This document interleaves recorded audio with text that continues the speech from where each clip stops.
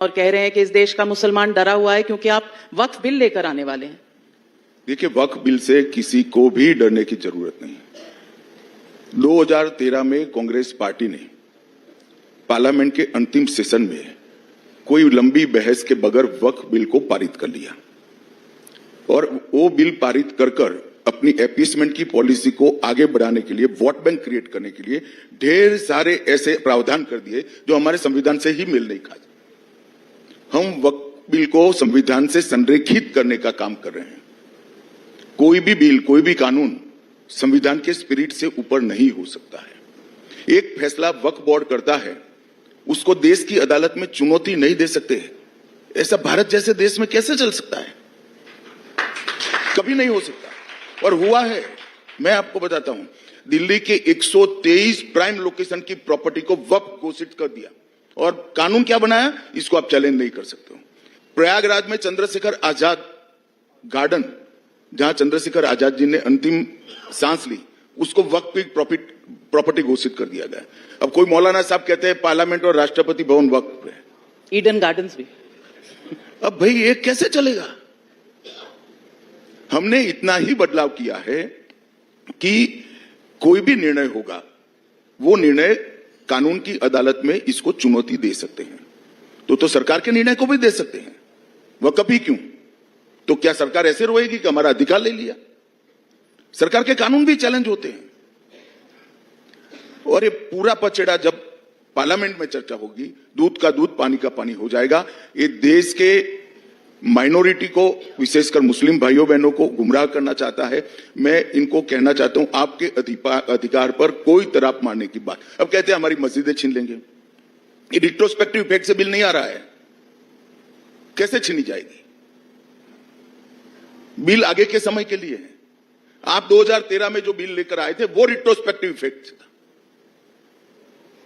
मगर vote bank consolidate करने के लिए झूठ पर झूठ, झूठ पर झूठ, झूठ पर झूठ बोलते जाना।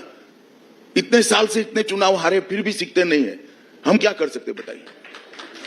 लेकिन कुछ मेंबर ऑफ पार्लियामेंट, ओवैसी जैसे तो ब्लैक बैंड पहनकर आते हैं पार्लियामेंट में।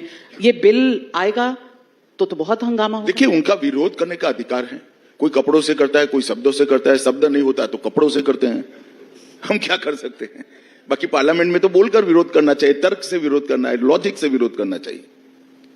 तो आपने कहा कि ये बिल रेट्रोस्पेक्टिव नहीं होगा। अगर रेट्रोस्पेक्टिव नहीं होगा तो तमिलनाडु में एक मंदिर का लैंड जो है 1500 साल पुराना मंदिर, उसको जो वक्फ बताया गया है, उस मंदिर का ऐसा है,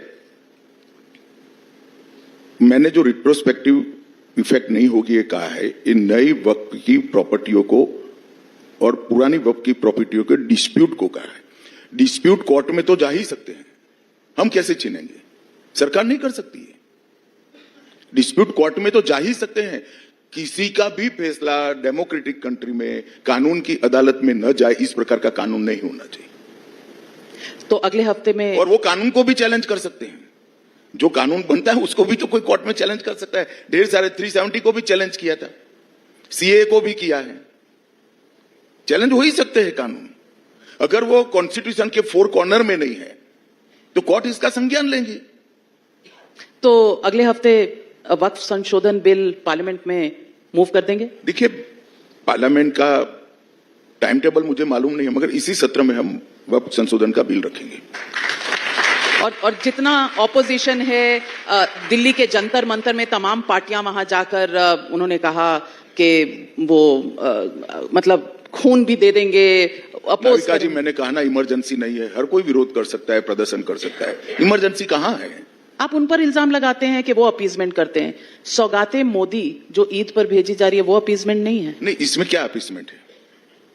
आपने होली भेजी नहीं, बैसाखी भेजेंगे? कई कार्यकर्ताओं ने भेजा है। आपको इंटरेस्ट सौगाते मोदी में है, आपको मतलब मीडिया को।